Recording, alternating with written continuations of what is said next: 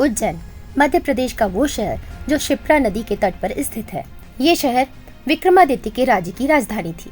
इसे कालिदास की नगरी के नाम से भी जाना जाता है। सिंहस्थ कुंभ मेला हर 12 साल में उज्जैन में आयोजित किया जाता है। भगवान शिव के 12 ज्योतिर्लिंग में से एक महाकाल मंदिर इसी शहर में स्थित है। भगवान महाकाल की नगरी उज्जैन का लोकसभा क्षेत्र बीजेपी का गढ़ माना जाता है। 17 लोकसभा चुनावों में से 12 में भाजपा या उसके मूल संगठन जनसंघ का ही यहाँ पर कब्जा रहा।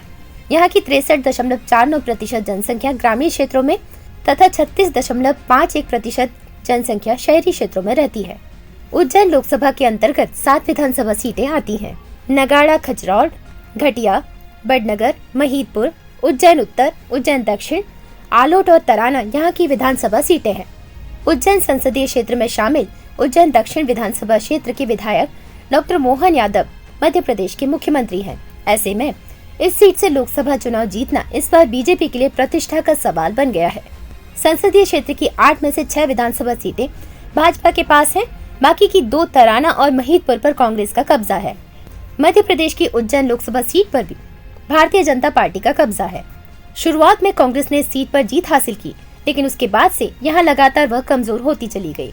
2019 के लोकसभा चुनाव में उज्जैन से बीजेपी के अनिल फिरोजिया ने कांग्रेस के बाबूलाल मालवीय को हराया था।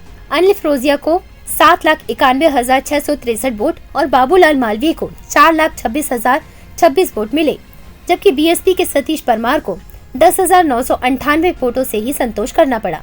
इस बार के लोकसभा चुनाव में कांग्रेस ने विधायक महेश परमार को मैदान में उतारा है। इसके पीछे कांग्रेस की एक सोची समझी रणनीति है। वैसे तो उज्जैन लोकसभा सीट शुरू से ही भाजपा का गढ़ मानी जाती है। हालांकि कांग्रेस ने बीजेपी के गढ़ में कई बार सेंध लगाई। इस बार भी कांग्रेस अपनी मजबूत दावेदारी पेश कर रही है। वहीं भारतीय जनता पार्टी को भरोसा है कि बीजेपी प्रत्याशी अनिल फिरोजिया पार्टी को निराश नहीं करेंगे।